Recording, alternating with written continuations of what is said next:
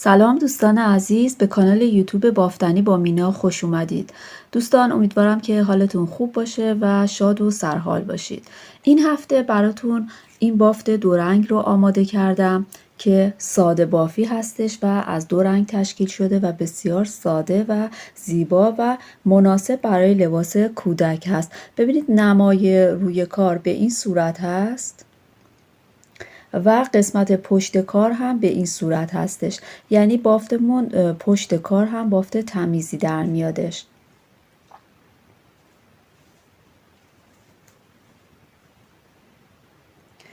اگر آماده هستید بافتش رو با هم شروع میکنیم.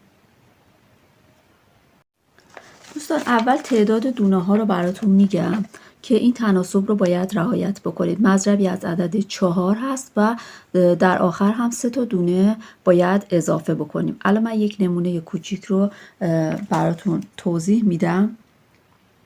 این بافتی رو که انجام دادم اینجا نخش کتون گلد هست دوستان که به این شکل در اومده، ولی الان من با کلافه آلیز بیبی بست میبافم که ببینیم با این کلاف ها به چه شکل در میادش. از دو تا رنگ میخوام استفاده بکنم، یکی رنگ زرد هست و یکی هم این رنگ هستش که من این قسمت رو بدون حاشیه بافتم، یعنی مستقیما مدلم رو شروع کردم به این شکل در میاد که بعد در انتها میتونید اگه لباسی بافتید با این نخها اتو بکنید، ولی اگر از نخهای آلیز بیبی بست استفاده کردید اینا رو هیچ وقت اتو نکنید. بعد 23 تا دونه من سر انداختم دوستان. ببینید 2 4 گفتیم مضربی از عدد 4 باشه دیگه. 2 4 2 4 2 4 2 4 و در انتها هم 3 تا دونه گفتیم باید اضافه بکنیم. خب الان من این نخم رو وصل کردم، بافت رو به این شکل شروع می کنم. اینجا من چند رج بافت رکن بافتم که اگر شما لباسی خواستید ببافید میتونید حاشیه داشته باشه لباستون. از بافت رکن میتونید استفاده بکنید یا از بافت کش باف. الان من رنگ دومم رو اضافه کردم. اولین دونه رو من میبافم. ببینید اولین دونه رو بافتم، بعد نخ رو باید به سمت زیر بندازید. دومین دونه نبافته وارد میل میشه. بعد دوباره یک دونه میبافم، یک دونه نبافته وارد میل میکنم. این رج به این شکل است. یک دونه میبافم، یک دونه نبافته وارد میل میشه و نخم هم زیر هست. یک دونه میبافم، یک دونه نبافته.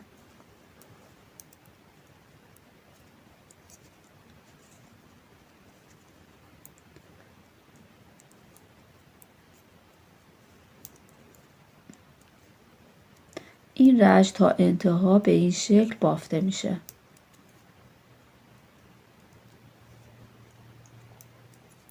و دونه آخر هم از زیر بافته میشه. این سمت نمای روی کار هستش. بعد قسمت پشت کار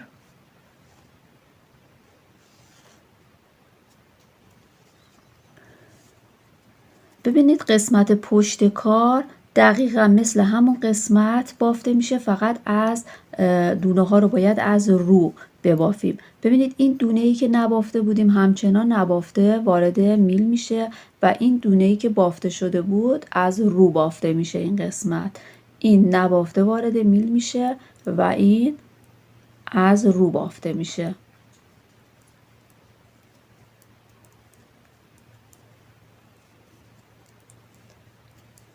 پس دونه ای رو که نبافته بودیم نمی بافیم و دونه بعدی از رو بافته میشه.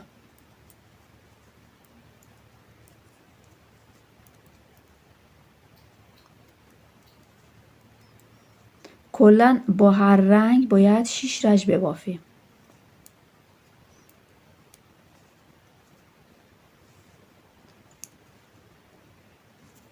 خب الان 2 رج بافتیم با این رنگ.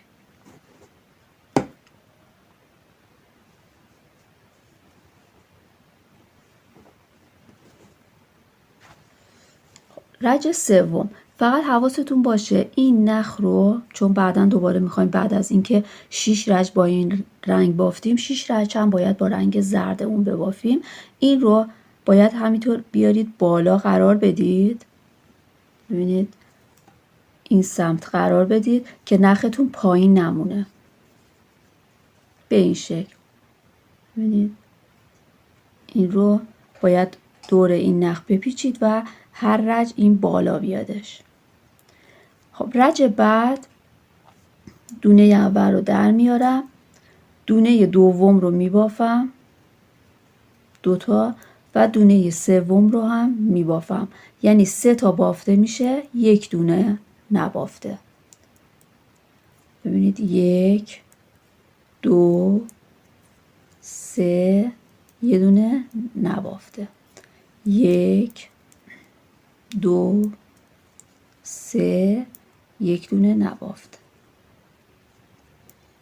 1 2 3 یک دونه نبافته.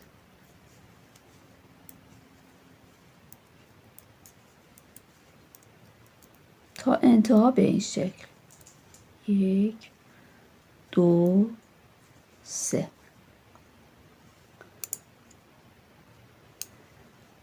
رج پشت کار دقیقا دوباره مثل همون رج هست، فقط از رو 3 تا از رو، این دونه زرد نبافته، 1 2 3 تا از رو نبافته، 1 2 3 نبافته.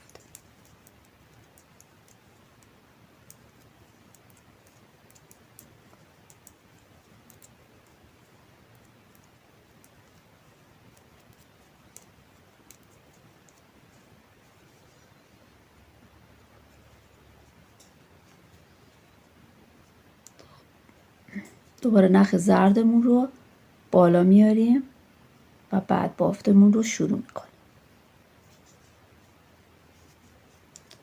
دونه اول رو در میارم،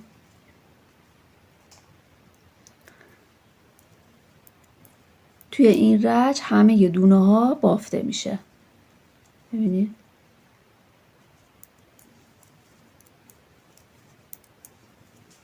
فقط اگر مثلا این دونه‌ای که به این صورت هست پیچدار هست، باید میل رو به این صورت بگیرید که گندمیتون منظم در بیاد. نگاه بکنید ببینید به چه شکل بافتید.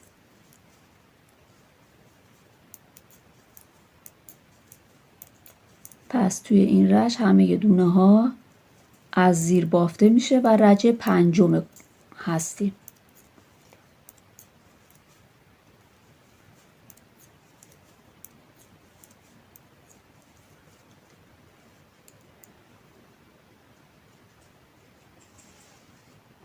رج ششم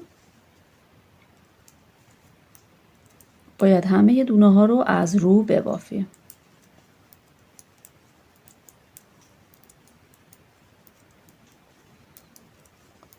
خب الان 6 تا رجی که گفتم با این رنگ تموم شد و بعد رج بعد رو باید با رنگ دیگه شروع بکنیم که رنگ من اینجا زرد هست.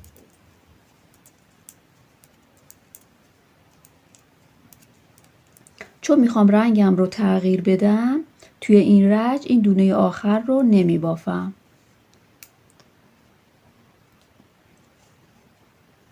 و بعد رنگ زردم رو شروع میکنم، یعنی دقیقاً همین کارهایی که اینجا انجام دادیم رو با رنگ زرد انجام میدیم، فقط رنگمون تغییر کرده.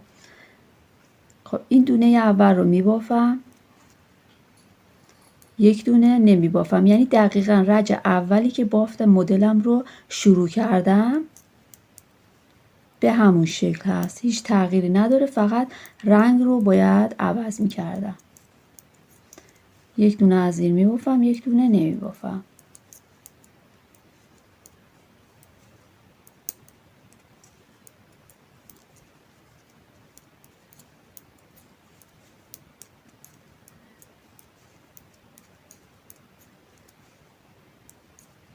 دونه آخر از زیر بافته میشه.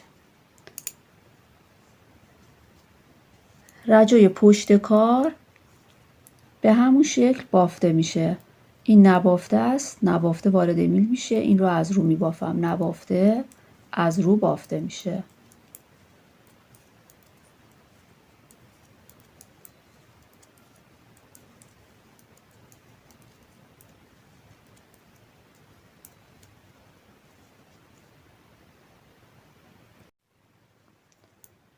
این رشت تا انتها به این شکل بافته میشه.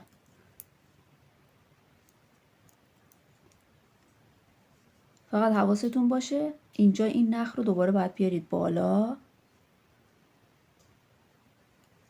و بعد بافتتون رو شروع کنید. خب دونه اول رو در میارم. اینجا الان باید 3 تا ببافم، 2 تا، 3 تا و این دونه نبافته وارد میل میشه. دوباره 1 2 3 این نبافته، 1 2 3 نبافته، 1 2 3 نبافته، 1 2 3 تا میبافم، 1 دونه رو نمیبافم، 1 2 3.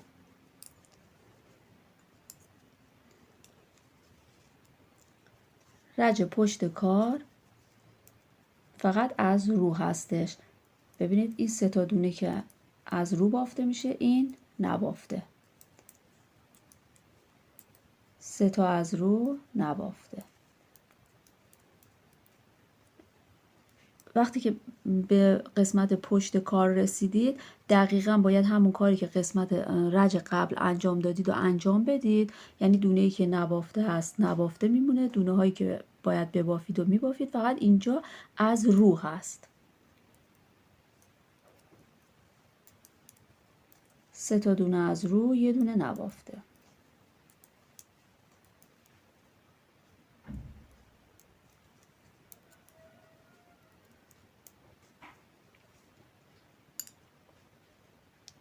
این نخم رو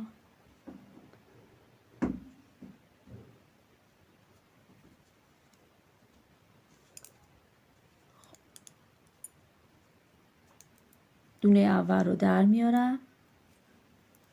توی این رج همه دونه ها بافته میشه. ببینید از زیر.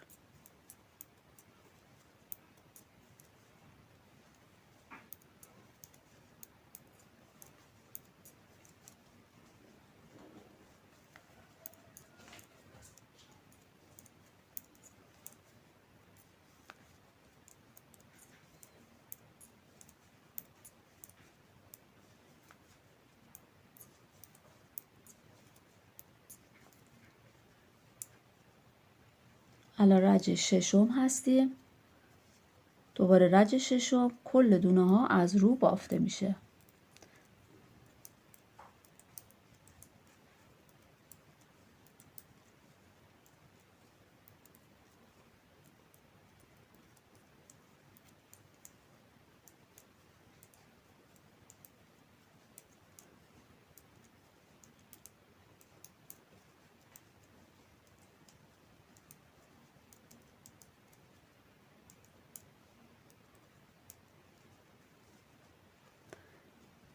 الان 6 رج با زردم بافتم. ببینید مدلمون به این شکل در اومده.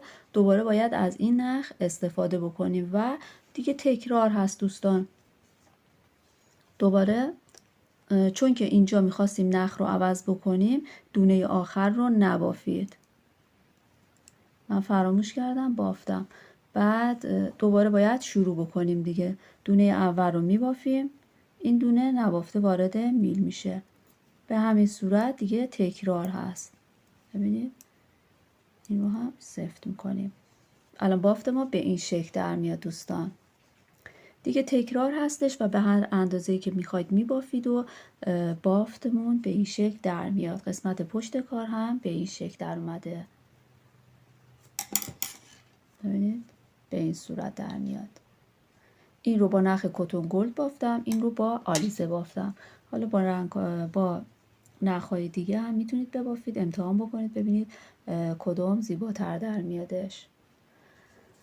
دوستان امیدوارم که از بافت این مدل خوشتون بیاد و ببافید و لذت ببرید. دوستان اگر دوست داشتید کانال رو حمایت کنید. ممنون از همه شما. خدا نگهدار.